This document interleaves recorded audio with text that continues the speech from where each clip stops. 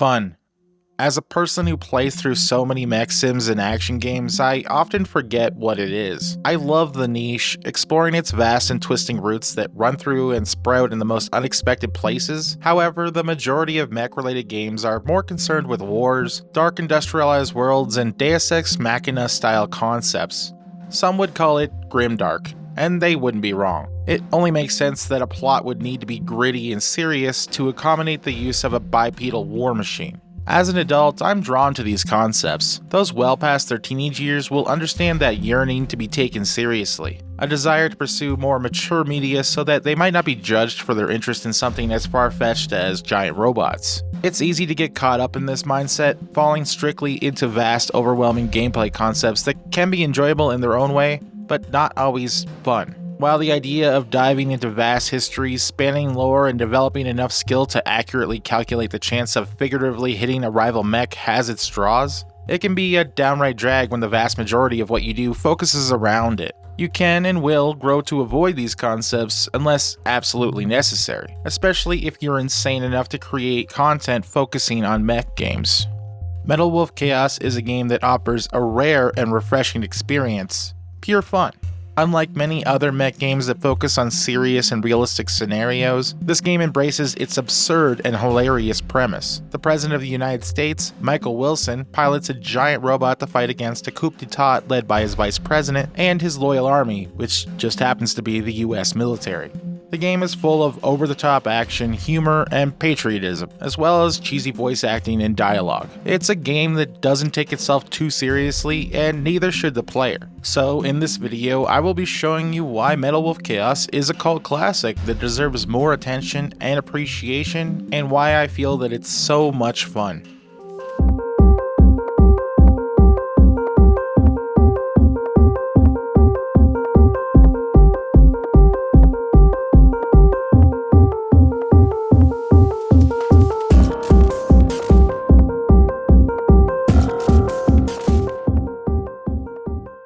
Metal Wolf Chaos was one of the few Japanese-only titles on Microsoft's original Xbox system. Developed and published by the simultaneously famous and infamous FromSoftware, it's one of their more insane offerings. Despite being a mecha game, it was not developed by the team that oversaw Armored Core, but rather by those who worked on Otage.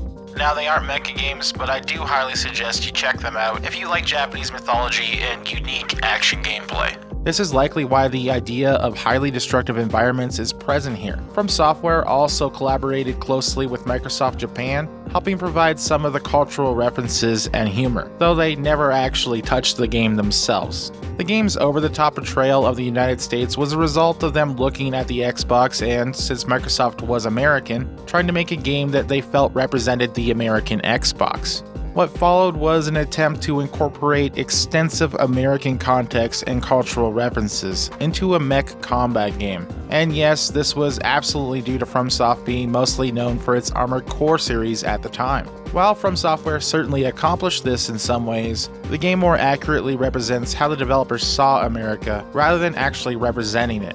According to FromSoftware producer Masanori Takeuchi, the plan was to make a tongue-in-cheek representation of how the Japanese saw America. His exact words were, "It is America as perceived by the Japanese. It's completely fictional, but at the same time, it was our idea of this ideology of American culture and comic book heroes. And we pieced that together and it became the president piloting the mech. We think that when the Japanese look at it that way, from the American point of view, it's almost like how they imagine a Japanese ninja, and sort of the same ideologies, the same kind of fantasy, so it goes two ways."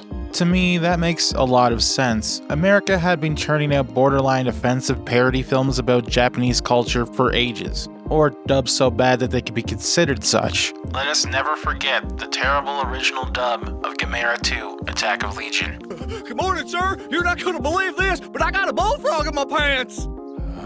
Sadly, the timing was all wrong for a localization. Despite receiving a hidden demo on an official Xbox magazine disc, it would not be until 2019 that Metal Wolf Chaos actually became legitimately available to North Americans. Being released in 2004, the game hit two major roadblocks. The first being that the Xbox was reaching the end of its lifespan, and Microsoft was not too interested in having more games released on original Xbox hardware. Instead, the plan was to put all focus on the Xbox 360. This likely left a lot of titles on the cutting room floor, but for now, the only one I can personally confirm is Metal Wolf Chaos and its localization. If you happen to be alive and consciously aware of the world in the early 2000s, you might be aware of a little event that shook the American nation. So much so that movies were being held back just for mentioning terrorism or explosives. In fact, you might even be aware of it even if you were not born then, but perhaps did not experience the fearful chokehold it put on North America at the time. And if you haven't guessed already, this event was 9/11. And no, I'm not showing footage of 9/11 on this video. That would be insane. So with Metal Wolf Chaos being a game that both parodies America and mentions terrorism quite frequently, publishers were not too interested. FromSoft would confirm this almost 14 years later. Takeuchi would also express some regret for not being able to release the localized Metal Wolf Chaos back in 2004, feeling that it was somewhat of a broken promise. Even facing all the odds that it did, Metal Wolf Chaos would still find life through numerous importing and emulation communities. Being a parody of America, the game was already in English.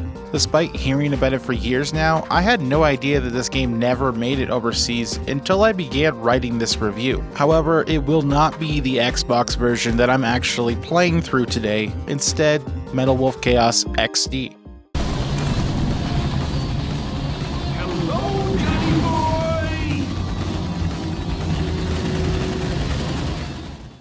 Not many people know that Metal Wolf Chaos was later released on Steam as Metal Wolf Chaos XD. Published by Devolver Digital in 2019, it is simply a remastering of the original without much in the way of extra features. In fact, apart from a wider aspect ratio, a new in-game costume, and a bunch of newly introduced glitches, there are no differences.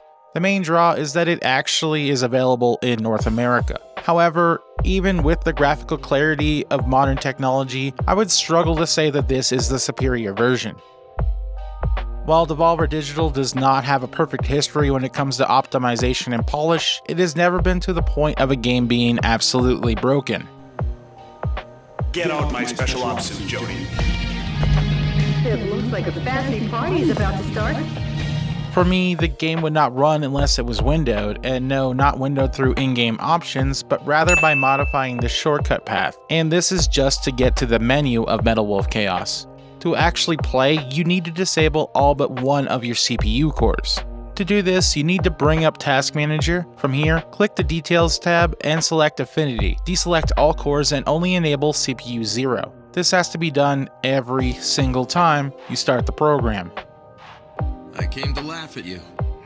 As a person who began their gaming journey on DOS and Windows 3.1, I have run into a fair share of issues that required this sort of fix. For the average consumer who just wants to download a game and play it, this makes something they paid for absolutely useless. Seriously, how is the average person supposed to know how to be able to do something like this? My theory is, this could be why so many people I have spoken to online have no knowledge of this version at all, even despite loving the Xbox version of this game. I must be crazy though, as while I have played the Xbox version and could have done it for this review, I instead went insane getting the Steam version of Metal Wolf Chaos to work for all of you. So if you appreciate my effort, please leave a like. Your engagement fuels the channel and keeps me making better videos every week. Sweet, sweet. Oh, you are so sweet, Michael. Like gulping a cup of condensed milk. If you have ever played anything by Platinum Games, Metal Wolf Chaos will feel familiar. Being a studio known for its ethereal minimalist storylines, it is surprising to see just how crazy FromSoft went with this game. However, it does retain some of the studio's signature strangeness.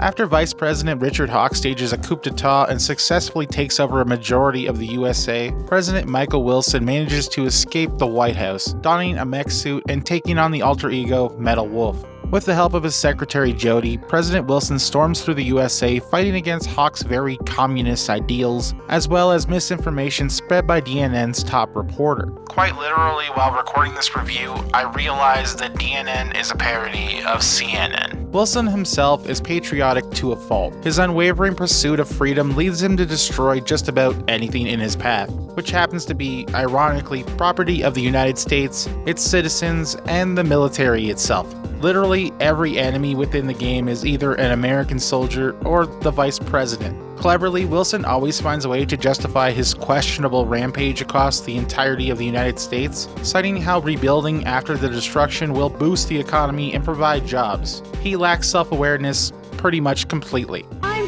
sure those wealthy fat cats will repair the damage, making their homes even more beautiful than before. Nice work, Mr. President.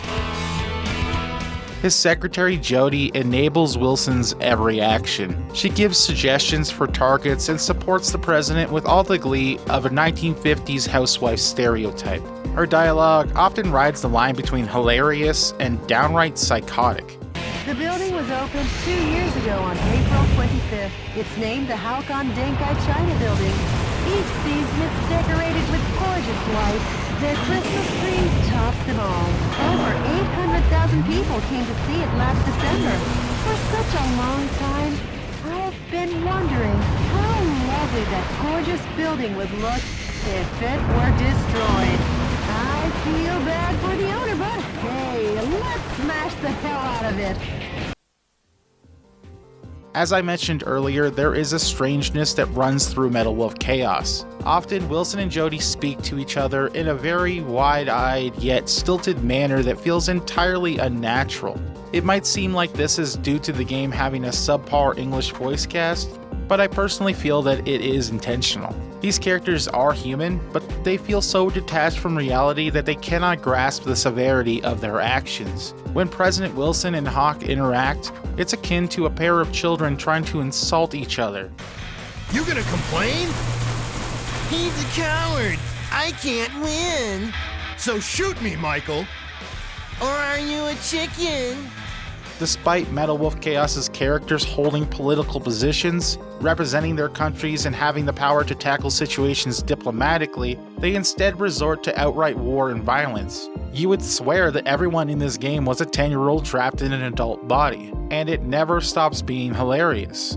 And yes, I understand that this is the point. Metal Wolf Chaos is a topical comedy, and its portrayal of America is through the lens of Japanese storytellers. However, the game does not convey its comedic viewpoint through jokes and comedic character profiles. For reasons unknown, FromSoftware decided to take a show-don't-tell approach to the whole experience. Don't get me wrong, this game is funny due to its absurdity alone, yet underneath the comedy there is a real sense of fear and unease. These characters, though donning mech suits and spouting childish dialogue, are not too far from their real-life counterparts, and something about that is really terrifying. This feeling of unease is exacerbated by the strange offbeat music that pervades every conversation during downtime. It's very hard to describe, and not something one would expect in a game that is meant to parody American culture. The best way I can describe it is as if someone asked AI to create American music, and this is what it created. It's layered, distant, yet strangely upbeat, though in stark contrast, tracks played during actual gameplay are almost always what you'd expect from an action game, upbeat and rock-like.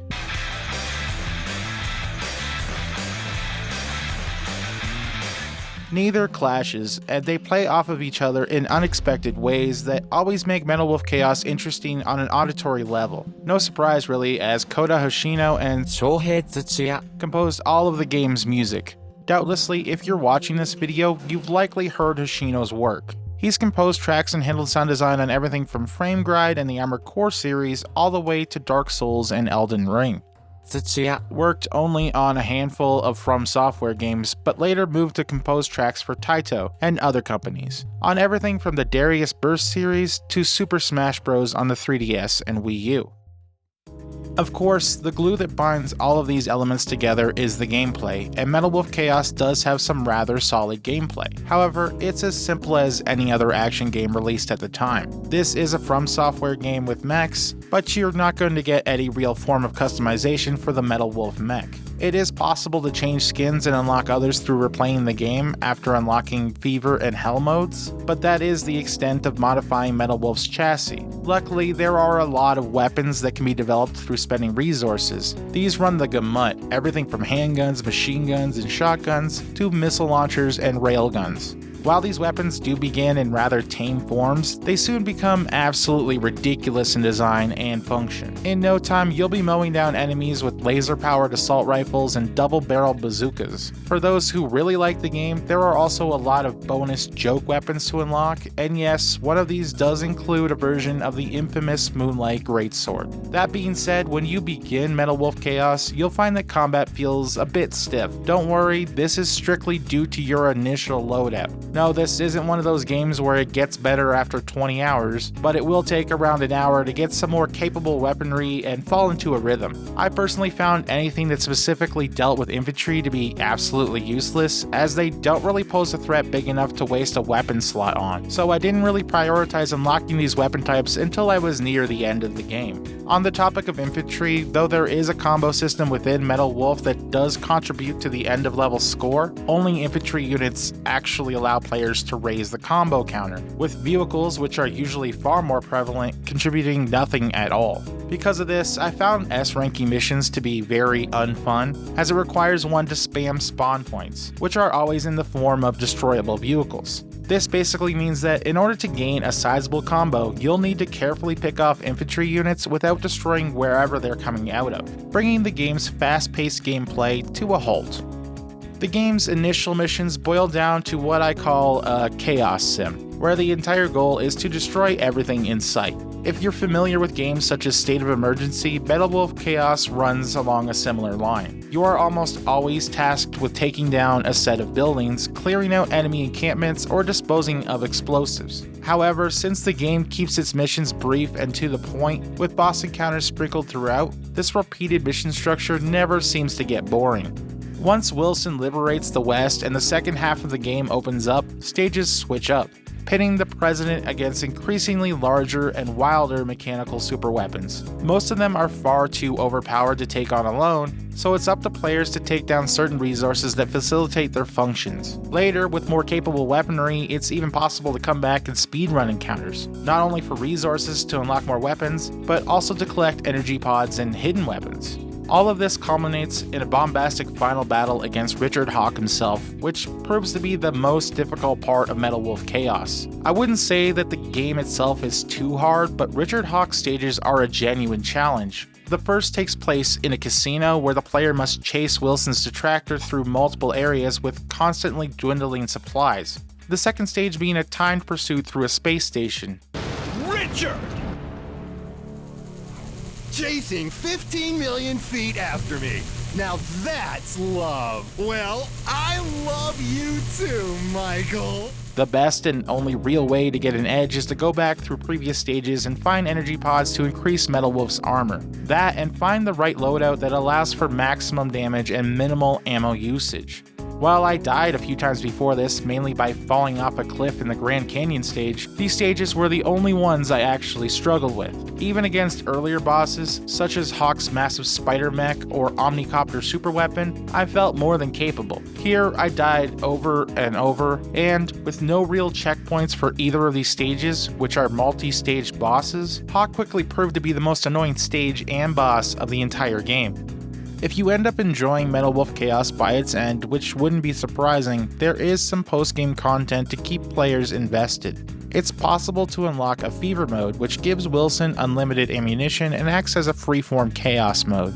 Hell mode can also be unlocked, which makes missions more difficult. I didn't find Hell mode to be that bad, and it's the primary way to unlock new skins for Metal Wolf. On top of that, UFOs start appearing during missions, which can be shot down so that Wilson can chase and capture the aliens inside. This gives some new dialogue for Jodie, and she'll sing a special song once all 13 are collected. Drop down. Mr. President, that makes 10 little aliens. However, you don't get anything substantial for it, making this challenge somewhat pointless aside from having the right to brag to your friends. Metal Wolf Chaos is a fun, albeit strange game. Playing a parody game about how a Japanese audience sees American culture wasn't something I'd expected going in. I also didn't think I'd be picking up on the game's uneasy undertones, or that it would have a past worth talking about. Let's face it, most games are made with money in mind, and despite how much we want our favorite games to be special, they are usually only accidentally so. Metal Wolf Chaos wasn't strictly designed for this, however. Instead, it was meant to motivate a Japanese audience to play on a console unpopular in their country. Its unique brand of parody bypassed all of its setbacks, pushing through fearful and political times, an unfulfilled localization, and the sudden death of its platform, only for the game to get its intended North American release 15 years later. That's a whole teenager ago. While it has certainly begun to fade out of the public eye, it's a miracle that Metal Wolf Chaos has been seen by as many as it has for so long. While I wouldn't suggest anyone simply pick up the XD version due to it being obviously flawed, if you follow the simple instructions I've outlined earlier in this video, you should be alright. Of course, there is always the Japanese Xbox version if you want the original experience. What did you think of Metal Wolf Chaos? Did you play it? Are you going to play it now that you've heard my 2 cents on the game? Let me know in the comments below. Of course, if you liked this video, feel free to check out my other video up here in the corner. Apparently, YouTube thinks you'll really like it, so check it out, and I'll see you in the next one.